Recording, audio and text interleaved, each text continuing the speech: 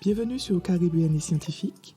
Je m'appelle Maëlie, je suis une scientifique originaire de la Caraïbe dont l'objectif est de t'aider à évoluer vers la carrière qui te fait vibrer. Chaque mois, tu pourras découvrir des parcours inspirants de scientifiques caribéens, mais aussi de précieux conseils et outils pour ta carrière. Je te souhaite une bonne écoute.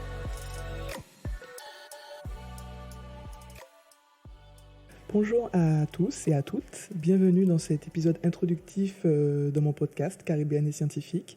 Je suis Maëlie Saint-Hilaire, je suis ingénieure en chimie et docteur en sciences agronomiques.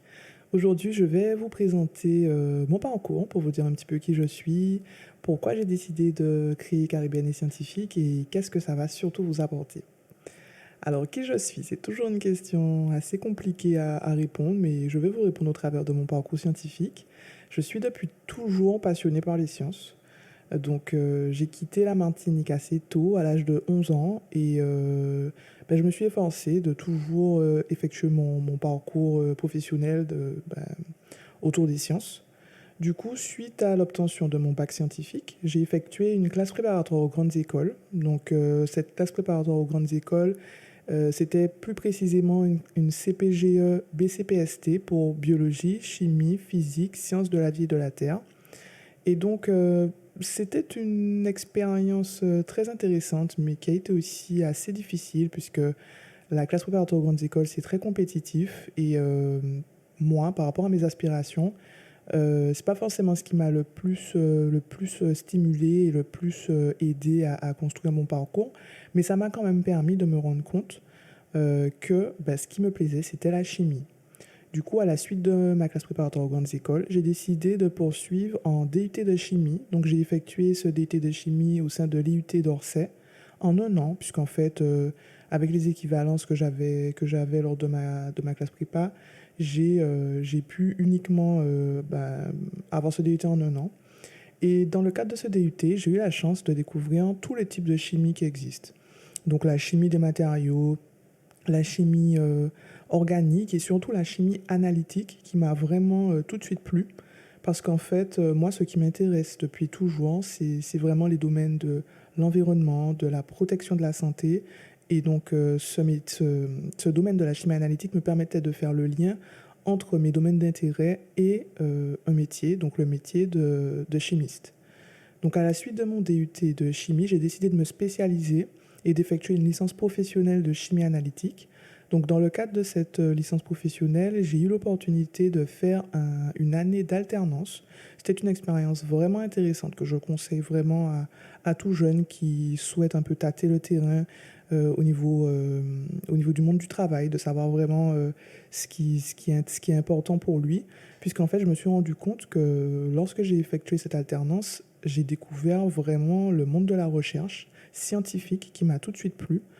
Pour vous donner un peu un exemple de ce que je faisais pendant mon alternance, j'avais pour objectif de développer une méthode pour pouvoir analyser l'iode stable dans les urines. Donc en fait, ça, c'était vraiment un sujet très appliqué santé et ça m'a permis de conforter mon choix de vouloir continuer dans ce domaine. Donc j'ai décidé de poursuivre en master de chimie. Donc c'était un master 1 spectroscopie orientée vers les sciences du vivant que j'ai effectué à l'université de Descartes, de Paris-Descartes. C'était très enrichissant. J'ai appris vraiment l'utilisation de la chimie pour pouvoir vraiment apporter des outils pour la santé. Et à la suite de ce Master 1, j'ai vraiment décidé de me spécialiser sur toutes les techniques analytiques qui existent. Et donc, j'ai effectué un Master 2 de chimie analytique, donc qui s'appelle Instrumentation et méthode d'analyse moléculaire, que j'ai effectué à Orsay. Et à l'issue de ce master, j'ai eu la chance d'effectuer un stage de 6 mois au sein d'une entreprise qui se nomme Anatune, qui se nommait Anatune, puisqu'entre-temps, elle a changé de nom. Et dans le cadre de ce stage, j'ai eu l'opportunité de partir 6 mois en Angleterre. C'était vraiment une expérience très enrichissante que je conseille aussi à tout jeune, de vraiment partir 6 mois en totale immersion. Mon objectif, là, c'était vraiment d'apprendre à parler anglais, parce qu'en fait, j'étais pas très douée en anglais, donc c'était vraiment quelque chose d'important pour moi et je pouvais concilier ce projet personnel et aussi apprendre de nouvelles choses en chimie analytique, donc c'était juste génial comme expérience. Et donc à l'issue de mon Master 2, alors mon objectif c'était de trouver un poste d'ingénieur chimiste et de pouvoir appliquer mes compétences dans mon domaine. Et j'ai eu l'opportunité, en recherchant des offres sur Internet, de tomber sur une offre de thèse. Donc je suis tombé sur une offre dont le sujet était la toxicocinétique de la chlordécone chez l'animal d'élevage. Donc c'était un sujet de thèse qui était porté par l'Université de Lorraine. Et donc le sujet m'a tout de suite plu parce que vraiment c'était sur une problématique qui touche nos îles, à savoir la chlordécone. Et en plus, je pouvais utiliser mes compétences de chimiste pour pouvoir répondre à un réel problème de santé publique. Donc je n'ai pas hésité, j'ai vraiment directement postulé à cette offre et j'ai eu la chance d'être retenu. Et donc à l'issue de mes 3 années de thèse, j'ai obtenu mon doctorat en sciences agronomiques. Donc, suite à mon parcours scientifique, j'ai décidé de retourner aux Antilles. Et donc, une des choses importantes pour moi, c'était de pouvoir vraiment apporter ma pierre à l'édifice, d'où un peu l'idée que j'ai de créer ce podcast. Donc, pourquoi j'ai créé Caribéenne et Scientifique ? Mon objectif, c'est vraiment d'inspirer à faire des sciences, vraiment d'inspirer à se rendre compte que les sciences, c'est important pour la Caraïbe et plus particulièrement aussi pour les Antilles. Je pense vraiment que ce sont les personnes qui sont présentes sur les îles, ce sont les locaux qui sont vraiment conscients aussi des problématiques à résoudre, même si d'autres personnes peuvent en être conscients, mais je pense vraiment qu'on est toujours mieux servi par soi-même. Et donc, un de mes objectifs, c'est vraiment d'inspirer les jeunes à évoluer dans le domaine des sciences. Deuxièmement, je souhaite vraiment qu'on voit plus les scientifiques caribéens. En fait, je trouve qu'on ne les voit pas trop. Il y en a énormément et on ne les voit pas. Donc mon objectif, c'est vraiment de les mettre en lumière, de montrer qu'ils sont là, de montrer qu'ils peuvent inspirer la nouvelle génération. Donc j'ai vraiment décidé de créer ce podcast pour ça. Et je souhaite aussi faire un focus sur les femmes parce que je pense vraiment qu'il est important qu'on les voit. Et l'établissement de rôle modèle, ça va vraiment permettre d'inspirer les jeunes filles qui peut-être ont peur, peut-être ne se projettent pas dans ces carrières où elles seraient tout aussi compétentes. Et enfin, le troisième objectif que j'ai derrière Caribéenne et Scientifique, c'est vraiment de pouvoir aider toutes les personnes qui sont parties ou qui sont sur place mais qui ont du mal à trouver, à s'insérer professionnellement dans la Caraïbe.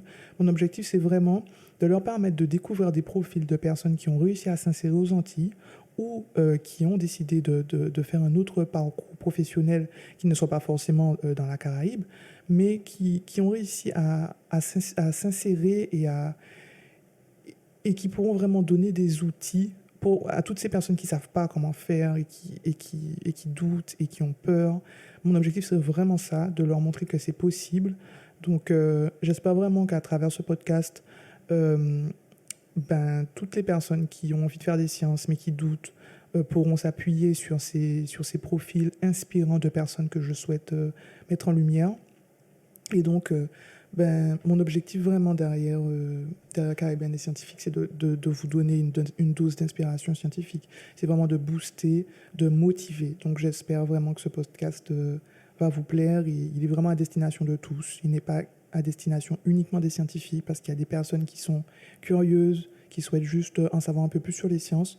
Et je pense qu'au travers de toutes les discussions qu'on aura, avec les personnes que je vais interviewer. On parlera aussi des sciences dans la Caraïbe de manière générale et ça pourra vraiment être intéressant pour toutes les personnes qui aiment les sciences. Du coup, ce podcast sera diffusé sur 3 plateformes, YouTube, Spotify et Apple Podcast. Donc n'hésitez pas à suivre mes actualités sur Instagram, sur mon LinkedIn aussi. Et j'espère vraiment que ça sera un podcast qui vous permettra de grandir.